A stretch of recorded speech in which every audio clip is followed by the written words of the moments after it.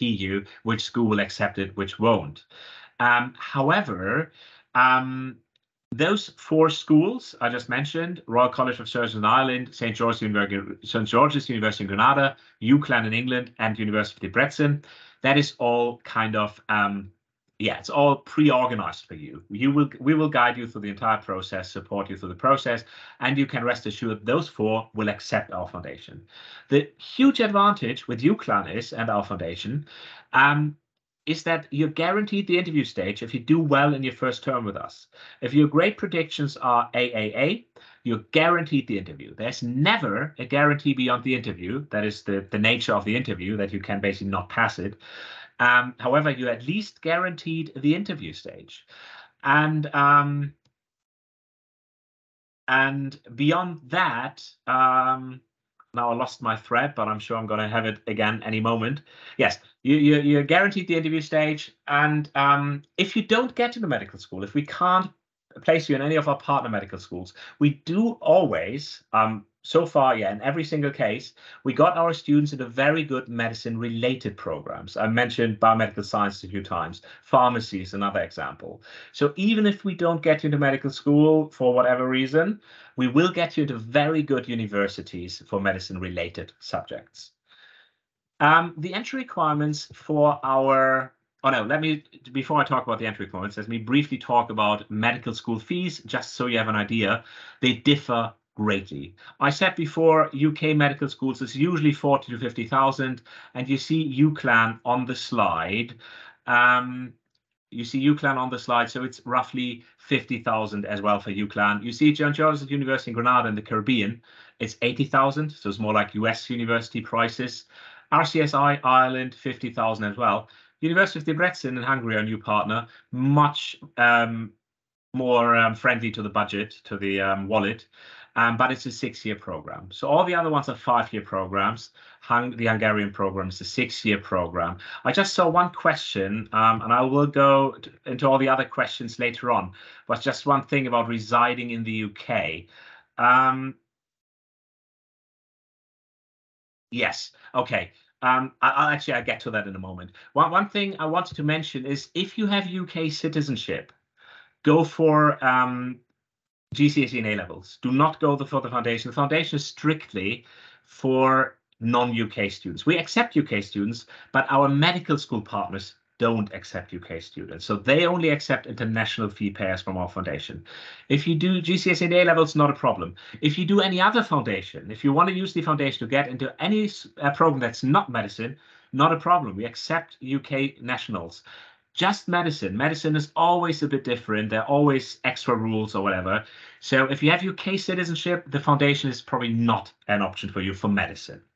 However, for everyone who doesn't have UK citizenship, it is possibly a very, very good option. Now, the entry requirements, you see them on the screen. So for the foundation to join, you need at least a diploma with a minimum of 60 overall and a minimum of 50 in all subjects. Expect 60 in mathematics, English, and any other relevant subjects to the intended degree course. So it would be, in this case, chemistry and biology, where you need at least 60. And the IELTS, 6.5, no less than 6 in each component, because we need to get you within the year to 7.5. So we accept you on the foundation with 6.5. Any other foundation is 5.5. Medicine, like always, higher, 6.5. What you need to apply, we need your latest transcript. Again, Fulya and her colleagues will guide you through that process. We need your latest transcripts. We need your passport copy application form. For GCSE and A-levels, there's always an interview. So you always need to get interviewed by us, which is actually a good thing because then we can guide you what the best way is for you. If you're under 18, no English language qualification needed. For University Foundation, you always need, no matter your age, it's a different kind of visa, unfortunately, you always need an English language qualification. You always need the 6.5 IELTS. But for University Foundation, there's no interview. So those are basically the differences. Now, before I answer your questions, I just wanted to tell you a little bit more about David Game College. What we are, where we are, so you have an idea. So as Fulya already said, we are almost 50 years old, 49 years old, and we are still run by the founder, by David Game. That is where our name is coming from. He's almost 18. No, he is 80 now. He's 80, but he's still going strong. And what I really like is we are not owned by any investment fund. We are not owned by any private investors. We are owned by the guy who founded the college almost 50 years ago. So it's all very personable. And the people at the college really care about your progress. He founded an English language academy in 1978, which still runs. So we could, welcome you for a few weeks of English language if you want to see the college before you make a decision. And the University Foundation program has been running since 1989 as well. So a long history of the University Foundation program, and it was actually founded by a former pupil of David Game. And Mr. Carvey, who runs the University Foundation program, is still running it since 1989. So you see a lot of continuity there. In 1997, we've added the Bath Academy. I'll not go too much detail on Bath Academy, but just so you know, we offer the Medicine Foundation and GCS and A levels in Bath as well as London. So there's another option if you think London is a bit too big for you, or just not what you're looking for. And then in 2017, we moved to the building we're in now. So we moved 6 years ago into central London. And last year, we opened our boarding house. We are, if you know London, I'm sure even if you haven't been to London, I'm sure you know the Tower Bridge. You have seen it in like movies or wherever. So the Tower Bridge, we have 5 minutes walking distance from the Tower Bridge. So it could not be any more convenient. London Aldgate is our tube station. London Liverpool Street is like one stop away from us. The college building, as I said, we moved in 6 years ago. We have university-grade laboratories, one for biology, one for chemistry, one for physics. We have a music studio, might not be relevant to A levels, but you can, if you play an instrument, use the music studio in your spare time. So that's great. We have an architectural studio to art rooms, photography studio to dark room. We have a canteen and coffee bar, 2 large lecture theaters, a computer suite, and a fully equipped gym, and 3 dance studios. I just want to add here, sorry, Lars, because I've been to the school and I've seen it all. I just want to wrap it up by saying it is in London, in central London. It is the best school I've visited. All my parents, all my clients know that I visit all the schools, and I've got to give it top marks because both the school and the boarding house are top of the range facilities. The building is state of art and is at university level. So when you go there to study, you wouldn't feel like you're in a high school. The environment is totally a university environment. And the boarding house is absolutely above standards for students of that age. And so I don't think that Turkish parents would have any issue because they usually have concerns about the state, the facilities. Just what you see on the slide now, the glass building at the back is the boarding house. So, yes. So the brick building on the left is the school and the glass building right across is the boarding house.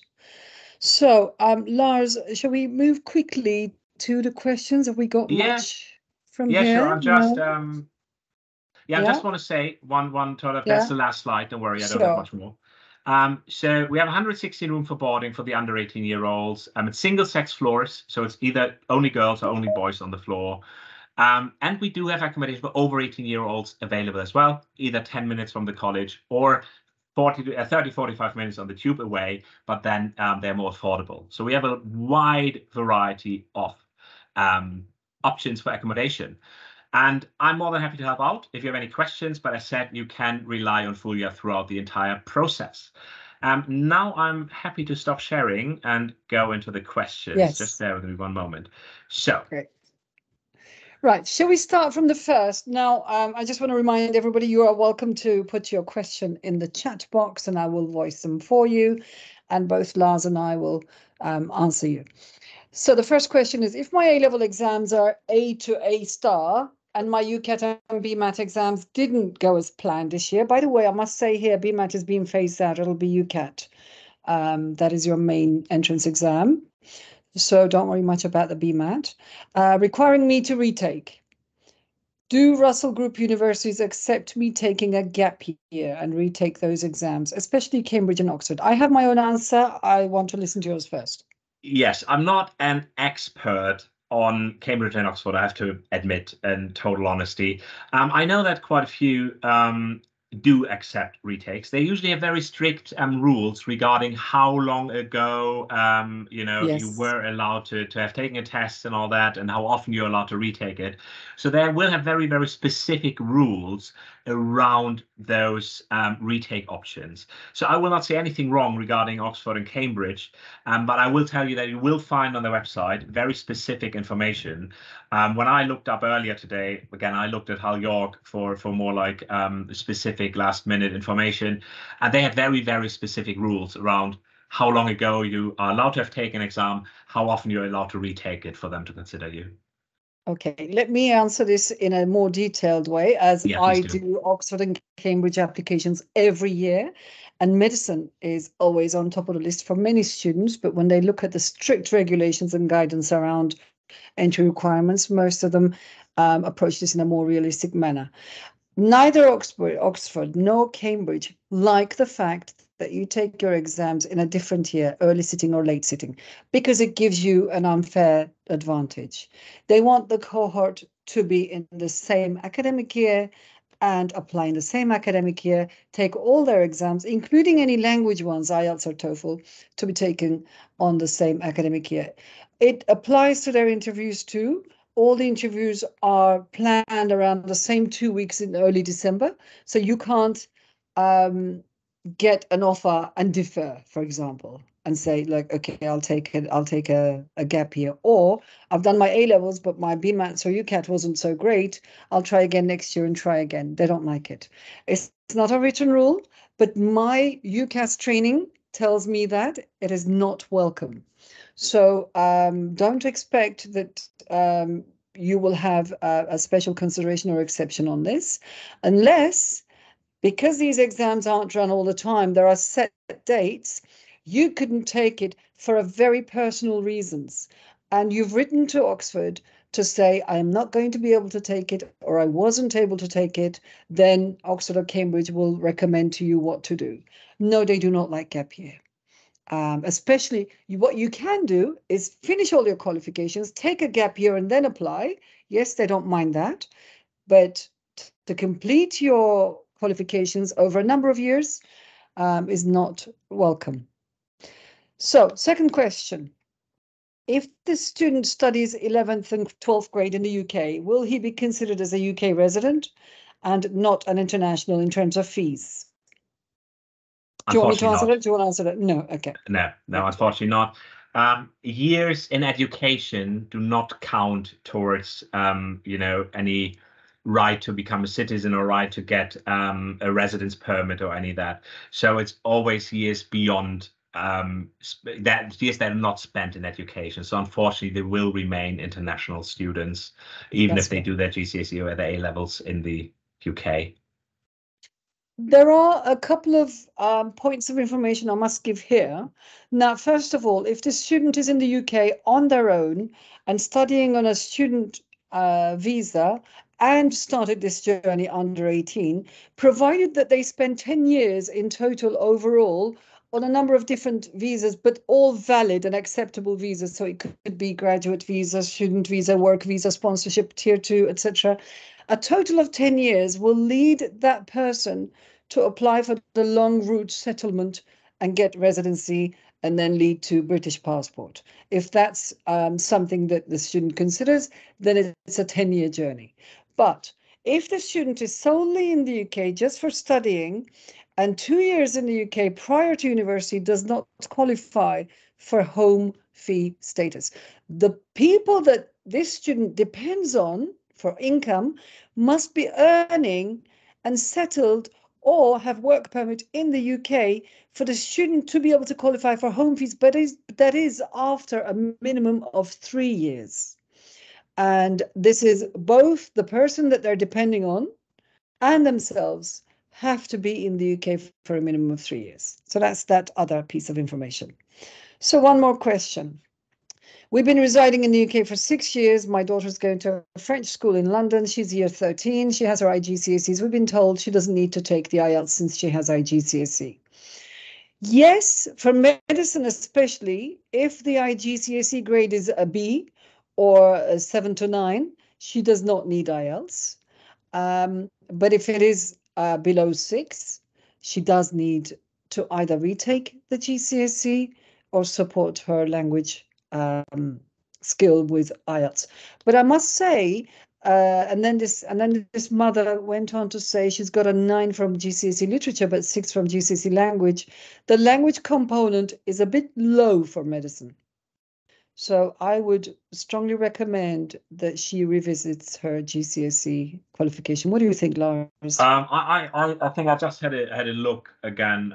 It depends on the school. So everything we tell you now is sort of, you have to confirm with a specific school, the specific university you want to apply to, because there will be differences in what they accept, what they don't accept. So there are medical schools who accept a 6. So that does happen, that does exist. However, we always circle back to, it is all about the competition. So even if a school says minimum entry requirement is 6, but there are a lot of other applicants of 7, 8, 9, or you are more or less the same qualification as someone who has an 8 or 9, then probably the other person gets your place. So it's all about, yes, you might meet the minimum entry requirement, but you still might not get in because someone else had better grades. So that is always the big issue with medicine. You basically have to be as good as possible. But technically, as I said, I've seen schools that do accept 6. But as Fulya said, it just the better. That's basically how it works. I totally agree. That is a very valid point. Now, the universities do a lot of cherry picking, which means that they pick from the top only the best. And the minimum requirements that are listed on the university's websites are not guaranteed to get you in. They are the minimum that you need to attain to be able to apply. And then among the sea of applications, you need to shine to be picked. So it's as simple as that. Now, how many GCSEs are needed for medical school, if anyone can remind me? Now, that really depends on the medical school you're applying to and the subjects that you're doing. Basically, the minimums are your English language, your maths, your further maths is quite welcome, and your sciences have to be all separate. So it needs to be triple science. You cannot go in with a single science qualification. So you need a minimum of 6, I would say. But the more, the better. The better, the better. Yeah. I agree. Minimum of 6, the more, the merrier. That is just how it works with medicine. Okay, so Sophia is asking, I'm in year 10 and starting to look for work experiences. Majority of hospitals do not accept under 16. I'm 15. What type of experience would you advise me? Now, Sophia, yes, hospitals would not accept you because of safeguarding, because of health and safety, because of first aid training, because of vulnerability, so on. But you can look out for health settings in sort of pet shops, pet veterinary clinics, animal shelters, or hospices, or in your local area, in your local council's website, there will be a lot of volunteering and work experience opportunities listed. You could also look on those. Do you want to add anything to that, Lars? Well, you're absolutely right. Anything that's medicine related is great, even if it's veterinary medicine. Or dental clinic, but everything that's related with people. So it's not necessarily just about medical skills, because if you work in medicine, you have to deal with people. And everything that sort of gives you an idea on how to deal, especially with vulnerable people. And then again, there might be the same issue as you have with the hospital.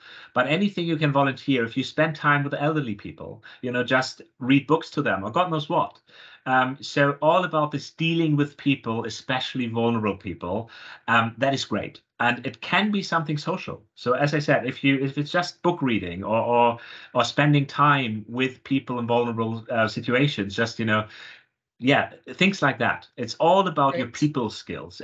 It's two things. One is the medical side of things, and everything you can do there is great. The other side is the people side, and it doesn't need to be medically related. It's all about getting an idea, getting a feel for how to deal best with people. So all of that is incredibly helpful. Yes. Another question. Which are the must subjects to take GCSEs to study medicine? Again, maths, further maths, English, and the triple sciences are always musts. Anything extra, like are a great addition. Elida's asking, I did a 1-week work experience in King's College University this summer about researching diabetes. Is it good? Yes, it's good, but I need to look at the qualification, the certificate that you've received, whether this is accepted by UCAS as a work experience, whether this is listed as a supercurricular, and who you did it with, and whether it was a third-party program provider. So it's important what this was all about. I need to look at it to say, yes, that's good, but it's not enough. I must say 1 week is not enough. Just one word. Yeah, go on. Fulya is right, it's not enough, but it's still great. It's still something that will make you stand out. It's certainly something you should mention in an application. King's College is a good name, but then again, as Fulya just said, it wasn't really King's College that offered it, or King's College just sort of the facility was offered in. But anyways, it will certainly help. Stuff like that is great. It is great, but it is just one small piece of the puzzle. That's right. Okay, so the same parents coming back on, so they don't look at the IGCSE literature, but IGCSE language only. Like literature is a great addition, but it's not necessary to study medicine, whereas English is, the language is. So it's considered an extra qualification, but it is not a must. So you could have done just the language part, but most schools in the UK provide both. Right, so the final question. I didn't do further math in my GCSEs and I'm taking chemistry and biology for my A-levels. Is that acceptable for medicine? Lars? Yeah, my understanding is yes. So the main chemistry and biology only. And then what's the third A-level, Elif? Is it maths? Is it another science one? He says GCSEs. Oh, sorry, my A-levels, yes. Sorry, no, yeah, I think the third A-level business. She's doing business. Chemistry and biology are the musts. So from a must perspective, you're doing well. That is what I would say. Business is, I think you are eligible to apply. You're eligible to apply because the main thing is business, is biology and chemistry. Now, math might have been a better choice than business, but from my experience, it does not exclude you. The third A level, apart from biology and chemistry, is always a bit more open to choice. Yes. I agree, but I must add here that business A-level is somewhat blacklisted by Oxbridge. It is not considered, unfortunately.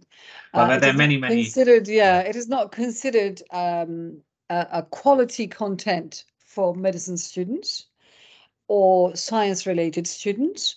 If you've only just started it, I would consider changing it to economics or statistics or maths. But it is an easy way to get out of more responsibilities in terms of A-level revision and studies, and those universities notice. If anyone goes on Google and says, what are the blacklisted A-levels by universities, you'll see things like general studies, business, critical thinking, drama. These A-level subjects are not very welcome by Russell Group universities. Only if you're doing business-related degrees, yes, you can do business A-level. But for medicine, your third, I would recommend, if you're in your year 12 now, I would recommend looking into changing it. But yes, it is acceptable for some universities, but not for Russell Group. What other you can't cut off? One mention. Obviously, yes, Russell Group universities and Oxbridge are very, very are great targets to have. One thing I would like to say is that there are not really bad medical schools in the UK. No. They're also heavily regulated. If you are a medical school in the UK, you are a good medical school. There are no bad medical schools. So again, if you want to go for Oxbridge or want to go for Russell Group, absolutely do your best. I just sort of want to overcome this idea that there are actually bad medical schools. There are no bad medical schools, because if a school was bad, it would never become a medical school.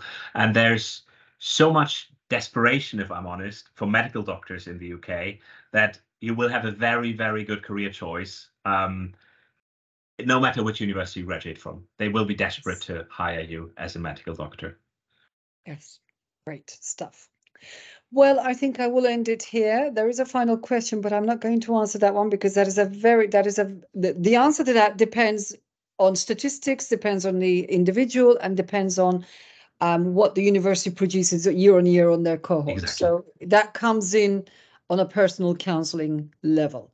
Every university produces their statistics for admissions every year from November. So for last year's cohort, you'll be able to see the statistics from November.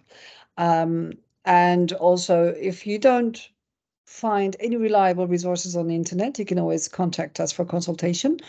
or contact the university admissions. I am thoroughly trained personally by UCAS every year on these processes, and I can give you the most up-to-date information, but I cannot go into more detail on a personal level as we are limited for time. I thank you so much, Lars, for your time. It's been great having you. Wonderful. Thank you too. Thank you too. And yeah, any questions, Fulya knows where to find me. So always happy to assist with either GCSE A-levels or the University Foundation. Thank you very much for your interest. Thank you, everyone. And I'll catch up with you in 2 weeks to talk about boarding schools. Bye-bye.